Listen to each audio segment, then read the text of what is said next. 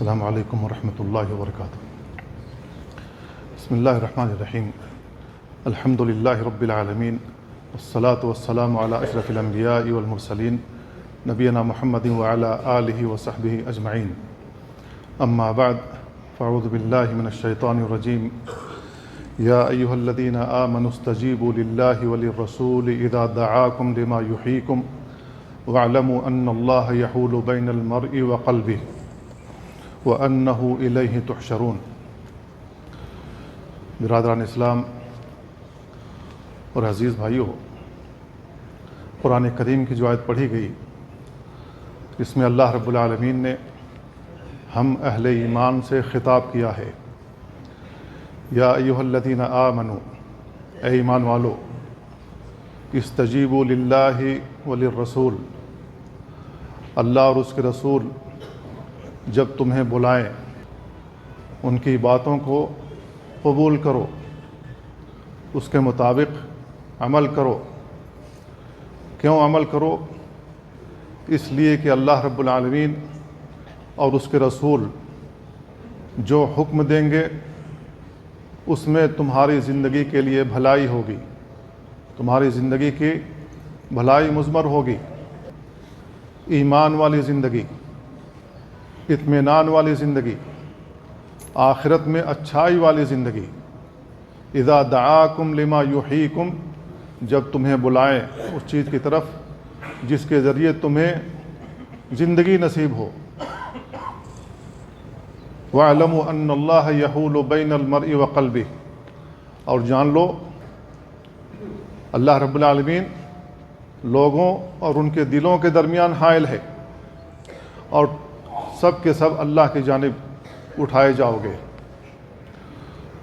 ہر آدمی، ہر انسان اللہ رب العالمین کے سامنے پیش ہوگا جواب دہی کے لیے۔ جس کو جتنی عمر ملی ہے، جتنی زندگی گزاری ہے دنیا کے اندر، اس کا حساب و کتاب دینے کے لیے۔ اس آیت پر آپ غور کریں، اللہ رب العالمین کیا کہہ رہا ہے؟ استجیبوا للہ وللرسول، اللہ رب العالمین کا جب حکم آ جائے اور رسول کا جب حکم آ جائے تو اس کو قبول کرو، فوری طور پر اس کے مطابق عمل کرو، اس کی طرف دوڑ پڑو، اپنی زندگی اسی کی طرح بنانے کی کوشش کرو۔ صحابہ کرام کس طریقے سے اللہ اور اس کے رسول کے حکم کی فرما برداری کرتے تھے، کس انداز سے ان کا عمل ہوا کرتا تھا۔ جب اللہ کی طرف سے کوئی حکم نازل ہو جاتا، رسول اللہ صلی اللہ علیہ وسلم کی طرف سے جب کوئی اعلان ہو جاتا، تو صحابہ کرام کس انداز سے آپ کا حکم مانتے تھے، چند مثالوں کے ذریعے سے اس کی وضاحت کرنے کی آج کوشش کروں گا۔ اللہ رب العالمین نے شراب کی حرمت والی آیت نازل کی۔ یا ایھا الذین آمنوا انما الخمر والمیسر والانصاب والازلام رجس من عمل الشیطان فاجتنبوہ لعلکم تفلحون۔ اللہ رب العالمین نے یہ شراب کی حرمت والی آیت نازل کی۔ انس بن مالک رضی اللہ تعالیٰ عنہ بیان کرتے ہیں، کنت ساقی القوم یوم حرمت الخمر فی بیت ابی طلحہ۔ جب اللہ رب العالمین نے شراب کی حرمت نازل کی تو میں ابو طلحہ انصاری رضی اللہ تعالیٰ عنہ کے گھر میں لوگوں کو شراب پلا رہا تھا۔ تو باہر سے کسی آواز دینے والے نے آواز دی، تو ابو طلحہ رضی اللہ تعالیٰ عنہ نے کہا کہ جاؤ دیکھو کون آواز لگا رہا ہے۔ وہ کہتے ہیں کہ جب میں نکلا تو آواز دینے والا آواز دے رہا تھا، الا ان الخمر قد حرمت، آگاہ ہو جاؤ کہ شراب اب حرام کر دی گئی ہے۔ اتنا سننا تھا صحابہ کرام کے گھروں میں جو شراب کے مٹکے پڑے ہوئے تھے، انہوں نے شراب کے مٹکے توڑ دیے اور جتنی بھی شراب موجود تھی ان کے گھروں میں سب کے سب نالیوں میں بہا دی، سب کے سب گلیوں میں بہا دی۔ کہتے ہیں فجرت فی سکک المدینہ، شراب مدینہ کی گلیوں میں ایسے بہہ رہی تھی جیسے برسات کا پانی بہتا ہے، اتنی زیادہ شراب بہا دی گئی۔ فقال علی ابو طلحہ، انس بن مالک رضی اللہ تعالیٰ عنہ کہتے ہیں ابو طلحہ رضی اللہ تعالیٰ عنہ نے مجھ سے کہا اخرج فحرقها فحرقتها، اے انس جاؤ جتنے بھی مٹکوں میں شراب پڑی ہوئی ہے اس کو باہر لے جا کر کے بہا دو۔ انس بن مالک رضی اللہ تعالیٰ عنہ کہتے ہیں کہ میں نے شراب کو روڈوں پر گلیوں میں بہا دیا۔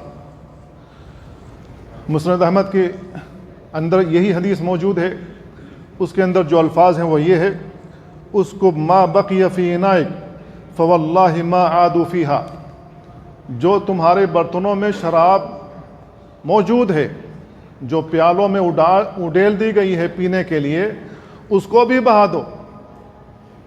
کہتے ہیں کہ اللہ کی قسم ان میں سے کسی ایک نے بھی اپنے منہ تک وہ شراب نہیں لی۔ اگر یہ حکم آج ہمیں ہو جائے تو کہتے ہیں کہ پہلے جو ہے کم سے کم وہ تو صاف کر لو، حرام ہو گئی چھوڑ دیں گے، لیکن کم سے کم جو منہ تک لے جانے کے لیے ہم تیار ہیں کم سے کم وہ تو پی لیں، اندر ڈال لیں۔ کہتے ہیں کہ ہمارے پیالوں میں شراب موجود تھی، ہم نے اس کو منہ تک لے جانے کی کوشش ہی نہیں کی، سب نے پھینک دی۔ صحابہ کرام کا یہ انداز تھا۔ اللہ کے نبی صلی اللہ علیہ وسلم کی طرف سے جب کوئی حکم آ جاتا، اللہ کی طرف سے کوئی حکم آ جاتا تھا تو وہ فرما برداری کرتے تھے، ہماری طرح ڈھیٹ نہیں تھے کہ مختلف بہانے بنائیں۔ ہمارے پاس مختلف بہانے ہوتے ہیں استعمال کرنے کے۔ اگر لوگوں سے کہا جائے یہ بیڑی یا سگریٹ، یہ نسوار جو تم کھاتے ہو منہ کے اندر، یہ حرام ہے، کیونکہ بیڑی سگریٹ کے اندر نکوٹین ہے، اور نکوٹین ایسا مادہ ہے جو آدمی کو چکرا دیتا ہے، آدمی کو مدہوش کر دیتا ہے، آدمی کو مسکر بنا دیتا ہے۔ نسوار میں بھی وہی چیز موجود ہے، سرتی جو کھاتے ہیں پھٹک پھٹک کر کے اپنے منہ میں رکھے ہوئے رہتے ہیں۔ اب لوگ بہانے کیا بناتے ہیں، اس کے اندر نشہ اتنا تو نہیں ہوتا ہے، اس کے اندر نشہ نہیں ہوتا ہے، جبکہ جو شخص نسوار نہ کھاتا اس کی ایک پتی کسی کے منہ میں ڈال دو اس کا سر گھومنے لگے گا، ایسا لگے گا کہ زمین و آسمان سب گھوم رہا ہے۔ اگر اس کے اندر یہ چیز موجود نہیں ہے تو وہ کیسے گھومتا ہوا محسوس کر رہا ہے؟ لیکن ہمیں بہانا چاہیے۔ اللہ کے نبی صلی اللہ علیہ وسلم نے ہمیں اور آپ کو قاعدہ دیا ہے، وہ قاعدہ یہ ہے کل ما اسکر کثیرہ فقلیلہ حرام، جس کی کثیر مقدار استعمال کرنے سے آدمی مسکر ہو جائے، آدمی کے اوپر مدہوشی چھا جائے، تو اس کی قلیل مقدار بھی حرام ہوگی۔ اگر کوئی شخص اتنی نسوار کھا رہا ہے، اتنی سرتی کھا رہا ہے منہ کے اندر ڈال کر کے، اور لوگ کہہ رہے ہیں، بہانے بنا رہے ہیں کہ ہمیں تو چکر نہیں آتا ہے، ہم تو مدہوش نہیں ہوتے، ہم تو ہوش میں بات کرتے ہیں۔ میرے بھائی، جس کو شراب پینے کی عادت پڑی ہوئی ہو ایک پیالی میں، وہ بھی نہیں گھومتا ہے، وہ بھی روڈوں پر صحیح ہی چلتا ہے۔ اس کو 2 پیالہ پلا دو، وہ روڈ پر لڑکھڑاتے ہوئے چلے گا۔ ایسے ہی جو اتنی سرتی کھا رہا ہے اس کے منہ میں اتنی ڈال دو، وہ بھی لڑکھڑاتے ہوئے جائے گا، وہ کہے گا زمین گھوم رہی ہے، میں کدھر جاؤں؟ تو اللہ کے نبی صلی اللہ علیہ وسلم نے قاعدہ دیا ہے ہمیں اور آپ کو، وہ قاعدہ یہ ہے کہ جس کی کثیر مقدار استعمال کرنے سے آدمی مسکر ہو جائے، اس کی قلیل مقدار بھی حرام ہوگی۔ تو صحابہ کرام کہتے ہیں کہ ہم نے شراب بہا دی، وہ اللہ اور اس کے رسول کے احکام اور فرامین کے مطابق عمل کرنے والے لوگ تھے، ہم بہانچی لوگ ہیں، ہمیں بہانا چاہیے۔ کچھ لوگ بہانہ بناتے ہوئے یہ نظر آتے ہیں، فلاں عالم بھی تو نسوار کھا رہا ہے، فلاں عالم بھی تو بیڑی سگریٹ پی رہا ہے، اگر یہ حرام ہوتا تو وہ کیوں پیتا؟ کچھ لوگ یہ بہانے بناتے ہیں۔ میرے بھائیوں، یہ بہانے نہیں، ہمیں اللہ اور اس کے رسول کے احکام کے مطابق زندگی گزارنی چاہیے۔ یہ پیسے، یہ بیڑی میں، سگریٹ میں جو آپ بہا رہے ہو، اس کو خراب کر رہے ہو، اپنے ہاتھوں سے ہی اپنے پیسوں میں آگ لگا رہے ہو۔ اس کا کیا فائدہ ہے؟ کوئی فائدہ نہیں۔ آپ کا پھیپھڑا خراب ہوتا ہے، آپ کے جسم خراب ہوتا ہے، آپ کے اندر بیماری آتی ہے، اور اس بیماری کو دور کرنے کے لیے پھر دوبارہ پیسے لگاؤ گے۔ تو میرے بھائیو، جس چیز کو اللہ رب العالمین نے حرام کیا وہ حرام ہے، کسی کے استعمال کرنے سے وہ حلال نہیں ہو جائے گی۔ صحابہ کرام کس انداز سے عمل کرتے تھے، ہم نے اس مسئلے کو دیکھ لیا۔ دوسری روایت، اللہ رب العالمین نے تحویل قبلہ کا حکم دیا۔ اللہ کے نبی صلی اللہ علیہ وسلم نے نماز پڑھائی خانہ کعبہ کی جانب رخ کر کے، اس سے پہلے بیت المقدس کی جانب رخ کر کے نماز پڑھتے رہے۔ کسی صحابی نے اللہ کے نبی صلی اللہ علیہ وسلم کے پیچھے نماز پڑھی مسجد نبوی میں خانہ کعبہ کی طرف رخ کر کے، وہاں سے نکل کر کے قبلتین کی طرف گیا، دیکھا قبلتین والے بیت المقدس کی جانب رخ کر کے نماز پڑھ رہے ہیں۔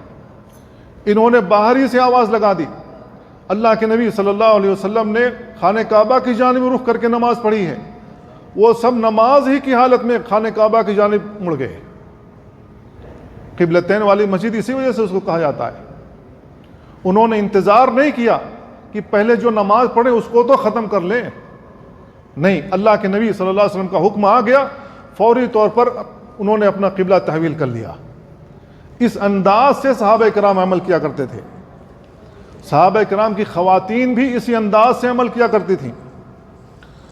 ام سلمہ رضی اللہ تعالیٰ عنہ کہتی ہیں، لما نزلت یدنین علیہن من جلابیبہن، جب قرآن مجید کی آیت نازل ہوئی تو وہ کہتی ہیں، خرج نساء الانصار کأن علی رؤوسہن الغربان من الاکسیہ۔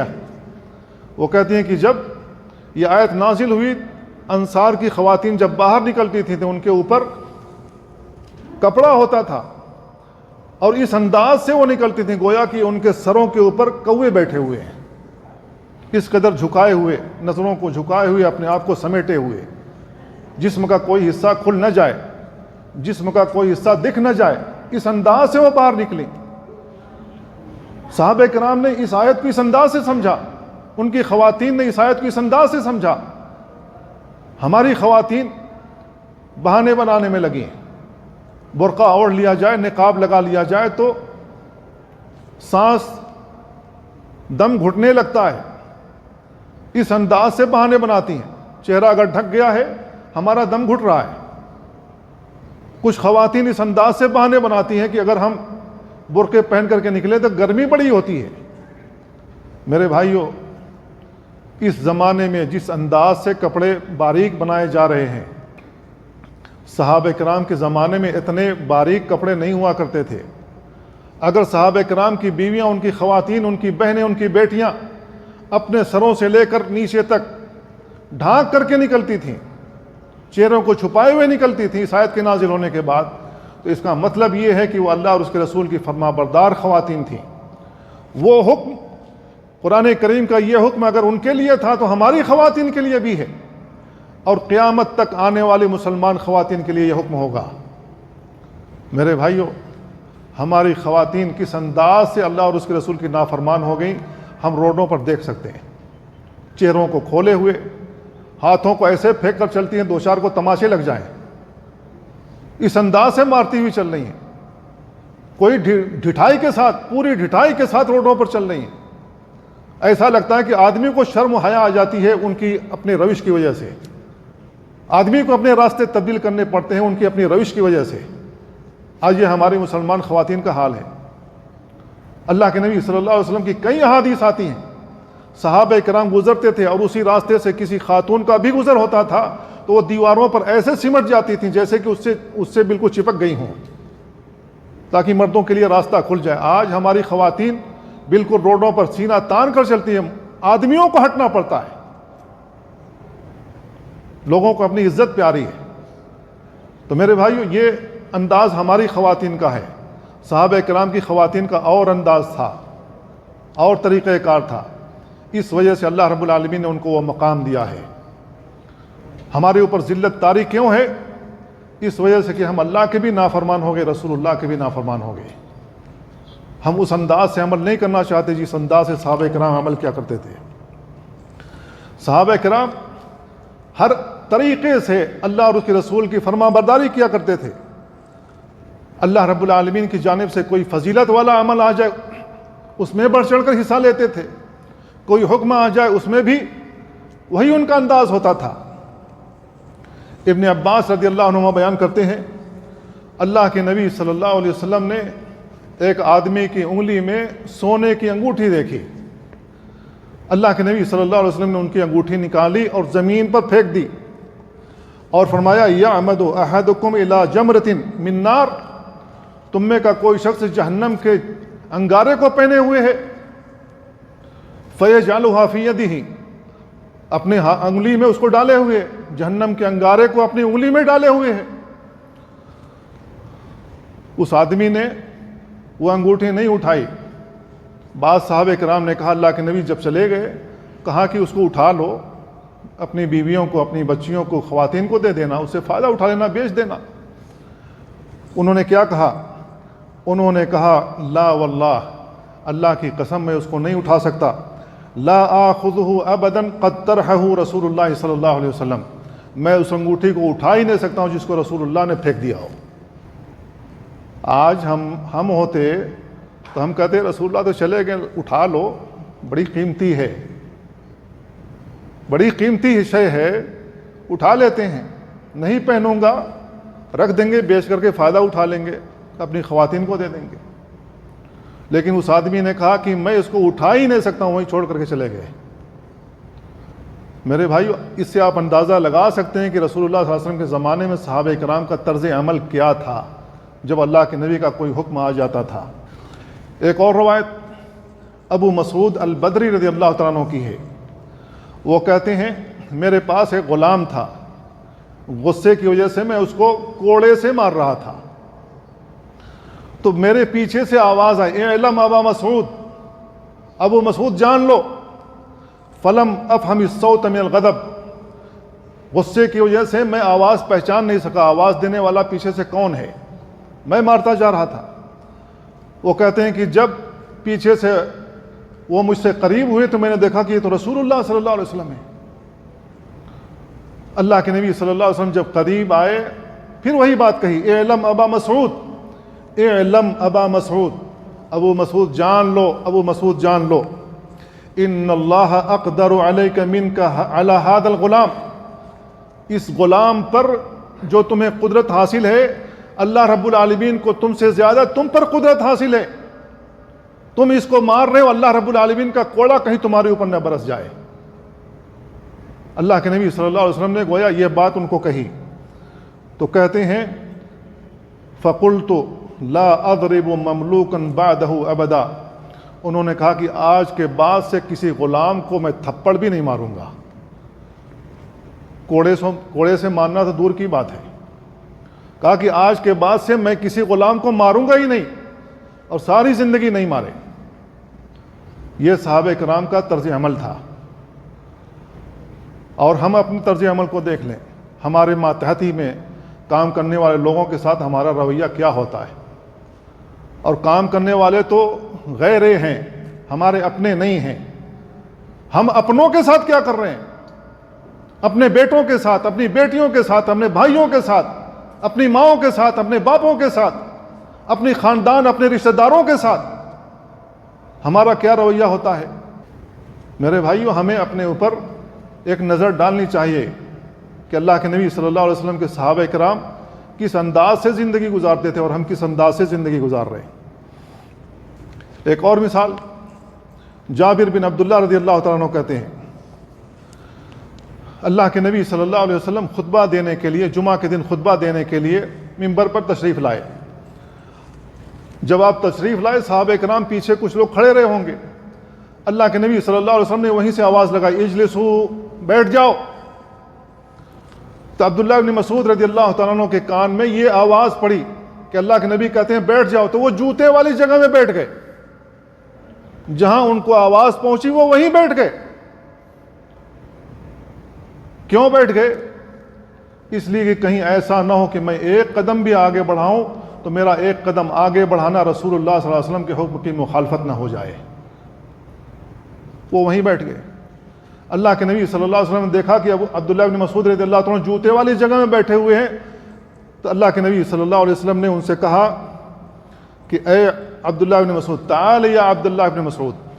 آپ نے کہا کہ عبداللہ بن مسعود آگے آ جاؤ، اندر آ جاؤ.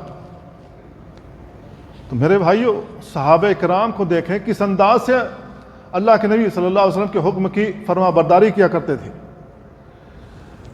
ایک اور مثال عوف بن مالک الاشجعی رضی اللہ تعالیٰ عنہ بیان کرتے ہیں، کننا عند رسول اللہ صلی اللہ علیہ وسلم 9 او 8 او 7، ہم رسول اللہ صلی اللہ علیہ وسلم کے پاس 7 یا 8 یا 9 لوگ تھے۔ اللہ کے نبی صلی اللہ علیہ وسلم بیان فرمائے، الا تبایعون رسول اللہ، کیا تم لوگ اللہ کے رسول سے بیعت نہیں کرو گے؟ وہ کہتے ہیں کہ کننا حدیث عہد ببیعہ، ہم نے اللہ کے نبی کے ہاتھ پر ابھی بھی بیعت کی ہوئی تھی، چند ہی دن گزرے تھے، ابھی بھی بیعت کی ہوئی تھی۔ تو وہ کہتے ہیں اللہ کے نبی صلی اللہ علیہ وسلم، ہم نے تو آپ کے ہاتھ پر بیعت کی ہوئی ہے، ابھی تھوڑے ہی دن گزرے ہیں، ہم نے آپ کے ہاتھ پر بیعت کی ہوئی ہے۔ پھر اللہ کے نبی صلی اللہ علیہ وسلم نے وہی بات کی، الا تبایعون رسول اللہ، کیا تم لوگ اللہ کے رسول کے ہاتھ پر بیعت نہیں کرو گے؟ تو وہ کہتے ہیں کہ بسطنا ایدینا، ہم نے اپنے ہاتھوں کو بڑھایا بیعت کرنے کے لیے، اور ہم نے کہا کہ اللہ کے نبی ہم نے تو بیعت کر لی ہے، کس بات پر ہم دوبارہ بیعت کریں؟ اللہ کے نبی صلی اللہ علیہ وسلم بیان فرمایا، علی ان تعبدوا اللہ ولا تشرکوا بہ شیئا، اس بات پر میرے ہاتھ پر بیعت کرو کہ اللہ کی عبادت ساری زندگی کرتے رہو گے، اللہ کے ساتھ شرک نہیں کرو گے، اس بات پر میرے ہاتھ پر بیعت کرو۔ اللہ تعالیٰ نے بھی یہی بات کہی ہے، وَاعْبُدْ رَبَّكَ حَتَّىٰ يَأْتِيَكَ الْيَقِينُ، اپنے رب کی عبادت کرتے رہو یہاں تک کہ موت آ جائے۔ جب تک بندے کے ہوش و حواس قائم ہے اللہ کی عبادت کرتے رہو۔ اللہ کے نبی صلی اللہ علیہ وسلم نے اس بات پر بیعت لی کہ لوگوں اللہ کی عبادت کرو، اللہ کے ساتھ کسی کو شریک نہ کرو، کیونکہ اللہ رب العالمین کا حق ہے۔ معاذ بن جبل رضی اللہ تعالیٰ عنہ اللہ کے نبی صلی اللہ علیہ وسلم کی سواری کے پیچھے بیٹھے ہوئے تھے۔ اللہ کے نبی صلی اللہ علیہ وسلم نے معاذ بن جبل رضی اللہ تعالیٰ عنہ سے کہا، ما حق العباد علی اللہ وما حق اللہ علی العباد، اللہ کا حق بندوں پر کیا ہے، بندوں کا حق اللہ پر کیا ہے؟ انہوں نے کہا اللہ و رسولہ اعلم، اللہ اور اس کے رسول بہتر جانتے ہیں۔ آپ نے بیان فرمایا، حق اللہ علی العباد ان یعبدوہ ولا یشرکوا بہ شیئا، بندوں پر اللہ کا حق ہے کہ بندے اللہ کی عبادت کریں اور اس کے ساتھ کسی کو بھی شریک نہ ٹھہرائیں۔ جب ہم ایسا کریں گے تو اب اللہ کے اوپر بندوں کا حق بنتا ہے کہ بندے جتنے بھی گناہ کریں، اللہ کے عدل کا تقاضا یہ ہے کہ ان کو سزا دے سکتا ہے، اللہ کی رحمت کا تقاضا یہ ہے کہ ان کے اوپر رحمت کی چادر سے ڈھانپ دے اور ان کو عذاب نہ دے۔ لیکن اللہ کے اوپر حق یہ ہے کہ اللہ تعالیٰ کسی کو ہمیشگی کا عذاب نہیں دے گا، کیونکہ دنیا سے بندہ شرک کیے بغیر رخصت ہوا ہے، تو اللہ تعالیٰ ہمیشگی کا عذاب نہیں دے گا۔ گناہوں کی سزا اللہ رب العالمین دے سکتا ہے، کیونکہ اللہ تعالیٰ عادل ہے، اللہ تعالیٰ عادل ہے۔ عدل کا تقاضا یہ ہے کہ جنہوں نے گناہیں کی ان کو سزا ملے، اللہ کی رحمت کا تقاضا یہ ہے کہ جس کو چاہے اپنی رحمت کی چادر میں ڈھانپ لے۔ تو اللہ کے نبی صلی اللہ علیہ وسلم نے بیان فرمایا کہ میرے ہاتھ پر بیعت کرو اس بات پر کہ اللہ کی عبادت کرتے رہو گے، اس کے ساتھ کسی کو شریک نہیں ٹھہراؤ گے، والصلوات الخمس، 5 وقت نماز کی پابندی کرو گے، وتطیعوا، اللہ اور اس کے رسول کی اطاعت کرو گے، واسر کلمۃ خفیہ، اللہ کے نبی نے ایک کلمہ کہا وہ دھیمے سے کہا۔ آپ نے بیان فرمایا، ولا تسألوا الناس شیئا، لوگوں سے کسی چیز کا سوال نہیں کرنا۔ تو عوف بن مالک الاشجعی رضی اللہ تعالیٰ عنہ کہتے ہیں، فلقد رأیت بعد اولئک، وہ کہتے ہیں کہ اونٹوں پر سوار ہو کر یہ جب کہیں سفر کرتے تھے، کسی کا کوڑا زمین پر گر جاتا تھا تو وہ کسی سے یہ نہیں کہتے تھے بھائی میرا کوڑا تھما دو، بلکہ وہ اپنے اونٹ کو بٹھاتا، اونٹ کو بٹھانے کے بعد اپنا کوڑا لیتا، اپنے اونٹ پر پھر بیٹھتا، دوبارہ چلا جاتا، لیکن کسی سے سوال نہیں کرتا تھا کہ بھائی مدد کر دو۔ صحابہ کرام کا یہ انداز تھا۔ ایک اور روایت عمر بن ابی سلمہ رضی اللہ تعالیٰ عنہ کی ہے، وہ کہتے ہیں کنت غلاما فی حجر النبی صلی اللہ علیہ وسلم، میں اللہ کے نبی صلی اللہ علیہ وسلم کے پاس پلا بڑھا ہوں، وکانت یدی تتیش فی الصحفہ، اور جب میں کھانے کے لیے بیٹھتا تو بڑے سے برتن میں کھانا نکال دیا جاتا تو میرا ہاتھ کبھی یہاں پڑتا، کبھی یہاں پڑتا، کبھی وہاں پڑتا۔ تو اللہ کے نبی صلی اللہ علیہ وسلم نے ان کو کھانے کا طریقہ سکھایا۔ آپ نے بیان فرمایا، یا غلام، اے بچے، سم اللہ، کھانے سے پہلے اللہ کا نام لو، وَكُلْ بِيَمِينِكَ، اپنے دائیں ہاتھ سے کھاؤ، وَكُلْ مِمَّا يَلِيكَ، اور اپنے سامنے سے کھاؤ۔ بچے کو اللہ کے نبی صلی اللہ علیہ وسلم نے 3 باتوں کا حکم دیا۔ کھانے سے پہلے بسم اللہ پڑھو، بسم اللہ پڑھ کر نہیں کھاؤ گے تمہارا کھانا اور تمہارا پانی شیطان کھائے گا۔ اللہ کے نبی صلی اللہ علیہ وسلم نے ایک حدیث کے اندر بیان فرمایا کہ اگر شیطان نے تمہیں بسم اللہ پڑھنا بھلا دیا ہو تو کھانے کے دوران جب بھی یاد آ جائے فوری طور پر ایک دعا پڑھ لینی چاہیے، بسم اللہ اولہ آخرہ، اس کے اول اور آخر کی ابتدا اللہ کے نام سے۔ ایک صحابی نے ایسا ہی کیا، اس کا آخری لقمہ بچا تو اس نے یہی دعا پڑھی، بسم اللہ اولہ آخرہ۔ نبی کریم صلی اللہ علیہ وسلم مسکرا پڑے، فرمایا ما زال الشیطان یاکل معہ، اس کا کھانا برابر شیطان کھائے جا رہا تھا۔ فلما ذکر اسم اللہ علیہ، جب اس نے اللہ کا نام لیا، بسم اللہ پڑھا، استقا ما فی بطنہ، جتنا شیطان نے کھا لیا تھا قے کیا، فرار ہو گیا، کیونکہ بسم اللہ پڑھا ہوا کھانا شیطان نہیں کھاتا ہے۔ اللہ کے نبی صلی اللہ علیہ وسلم نے بچے کو تعلیم دی، کھانے سے پہلے بسم اللہ پڑھو۔ آپ نے بیان فرمایا دائیں ہاتھ سے کھاؤ، دائیں ہاتھ سے پیو۔ آج ہم مسلمانوں کو کہیں کہ بھائی دائیں ہاتھ سے پیو، کسی کو برا لگ جاتا ہے۔ تم کون ہوتے ہو ٹوکنے والے؟ تمہارا کیا جاتا ہے؟ اللہ نے یہ بھی ہاتھ بنایا، اللہ نے یہ بھی ہاتھ بنایا، میں جس کو چاہوں استعمال کروں۔ میرے بھائیو، اس انداز سے زندگی ہمیں نہیں گزارنی، ہمیں رسول اللہ صلی اللہ علیہ وسلم کے حکم کے مطابق زندگی گزارنی ہے۔ اللہ کے نبی صلی اللہ علیہ وسلم بیان فرمایا، کل بیمینک، دائیں ہاتھ سے کھاؤ۔ صحیح بخاری کے ایک روایت میں بیان فرمایا، فإن الشیطان یأکل بشمالہ ویشرب بشمالہ، شیطان بائیں ہاتھ سے کھاتا بھی ہے، بائیں ہاتھ سے پیتا بھی ہے۔ اللہ کے نبی صلی اللہ علیہ وسلم بیان فرمایا کہ دائیں ہاتھ سے کھاؤ، دائیں ہاتھ سے پیو۔ کیا ہمیں رسول اللہ صلی اللہ علیہ وسلم کی سنت پیاری نہیں ہے، یا ہمیں شیطان کی سنت پیاری لگ رہی ہے؟ شیطان کا طریقہ کار پیارا لگ رہا ہے۔ آج عموماً مسلمانوں کو دیکھا جاتا ہے وہ مل جائیں گے بائیں ہاتھ سے پانی پیتے ہوئے۔ میرے بھائیو، اللہ کے نبی صلی اللہ علیہ وسلم نے اس بچے کی تربیت کی، بچے کو سکھایا کھانے سے پہلے بسم اللہ پڑھو، اپنے دائیں ہاتھ سے کھاؤ، اپنے سامنے سے کھانا کھاؤ۔ جس بچے کی تربیت اس انداز سے کر دی گئی، ساری عمر اس پر قائم رہے گا۔ آج جن مسلمانوں کی تربیت نہیں ہوئی ہے وہ آج بگڑے ہوئے ہوٹلوں میں مل جائیں گے، کوئی بائیں ہاتھ سے کھا رہا ہوگا، کوئی بائیں ہاتھ سے پی رہا ہوگا۔ میرے بھائیو، صحابہ کرام ایسے نہیں تھے۔ جب ان کو بتا دیا جاتا، رسول اللہ صلی اللہ علیہ وسلم کا حکم آ جاتا، وہ فوری طور پر اس پر عمل کرتے تھے۔ ایک اور روایت جو عبداللہ بن زبیر رضی اللہ تعالیٰ عنہ کی ہے، وہ کہتے ہیں کہ حضرت حنظلہ رضی اللہ تعالیٰ عنہ، جن کو غسیل الملائکہ کہا جاتا ہے، جن کو فرشتوں نے غسل دیا، جنگ احد کے لیے اعلان ہوا، فجر سے پہلے اعلان ہو گیا مشرکین سے جنگ کے لیے میدان احد کی طرف نکلنا ہے۔ ان کی اسی دن شادی ہوئی تھی، بیوی کے ساتھ موجود تھے، ناپاکی کی حالت میں فجر سے پہلے ہی گھر سے نکل گئے، غسل کیے بغیر نکل گئے، جنگ میں جا کر کے شریک ہوئے، وہیں شہید ہو گئے۔ ان کو زخم لگا، تلوار کا ضرب پڑا اور وہاں شہید ہو گئے۔ اللہ کے نبی صلی اللہ علیہ وسلم اپنے شہداء کو تلاش کر رہے تھے، ان میں حضرت حنظلہ رضی اللہ عنہ ملے، دیکھا کہ ان کے جسم سے پانی ٹپک رہا ہے۔ اللہ کے نبی صلی اللہ علیہ وسلم نے صحابہ کرام کو بتایا کہ ان کو فرشتوں نے غسل دیا ہے۔ وجہ پوچھی گئی تو انہوں نے کہا کہ ناپاکی کی حالت میں یہ گھر سے نکل گئے تھے، ان کے اوپر غسل جنابت تھا، غسل جنابت کیے بغیر گھر سے باہر نکل گئے۔ اللہ رب العالمین نے ان کا اکرام کیا کہ فرشتوں کے ذریعے ان کو غسل دلوایا۔ تو میرے بھائیو، اس واقعے کو بیان کرنے کا مقصد یہ ہے کہ اللہ کے نبی صلی اللہ علیہ وسلم کی جانب سے اعلان کیا گیا فجر سے پہلے جنگ احد کے لیے مشرکین کے خلاف نکلنا ہے، تو انہوں نے اپنا وقت ضائع کیے بغیر ناپاکی کی حالت میں ہی باہر نکل گئے، جبکہ وہ چاہتے تو بہانہ بنا سکتے تھے، ابھی تو میری شادی ہوئی، پہلی رات ہے، کم سے کم اتنی تو چھوٹ ملنی چاہیے۔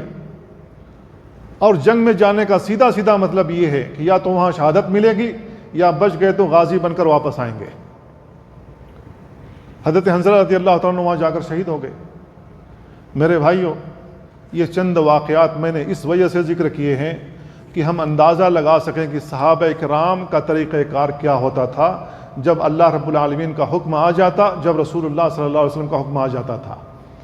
اور ان واقعات کو سن کر ہم اندازہ لگا سکتے ہیں کہ ہمارا رویہ کیا ہے جب اللہ رب العالمین کا حکم سنایا جاتا ہے، رسول اللہ صلی اللہ علیہ وسلم کی سنت کوئی پڑھ کر سنائی جاتی ہے، تو ہمارے پاس بہانوں کے علاوہ کوئی چیز نہیں ہوتی، بے شمار بہانے ہوتے ہیں۔ کبھی ہم کہنا شروع کر دیتے ہیں کہ فلاں عالم بھی تو کر رہا ہے، فلاں مفتی بھی تو کر رہا ہے۔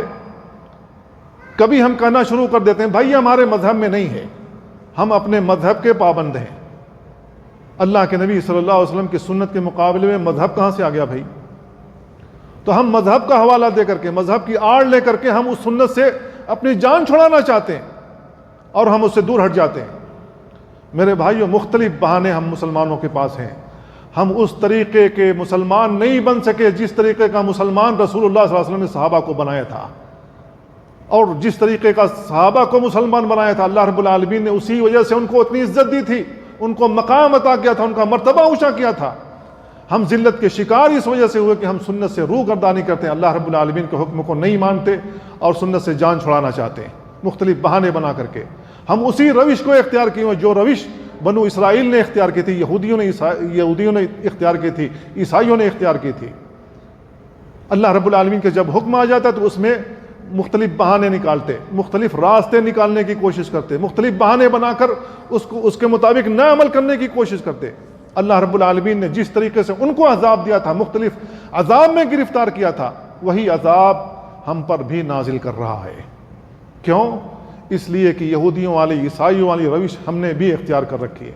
سنت کی پابندی نہیں کرنا، رسول اللہ صلی اللہ علیہ وسلم کے حکم کی پابندی نہیں کرنا ہے، اللہ رب العالمین کے حکم کی پابندی نہیں کرنا ہے۔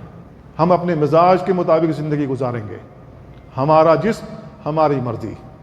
دماغ میں کسی نے ٹھونک دیا ہے، کیل یہ بیٹھی ہوئی ہے ہمارے دماغ میں، لہذا ہم جیسے چاہتے ہیں ویسی زندگی گزارنے کی کوشش کرتے ہیں۔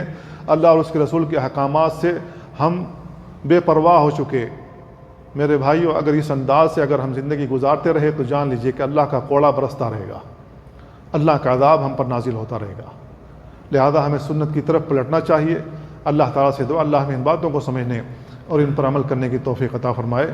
وصلی اللہ وسلم علی نبینا محمد وعلی آلہ وصحبہ اجمعین۔ السلام علیکم ورحمۃ اللہ۔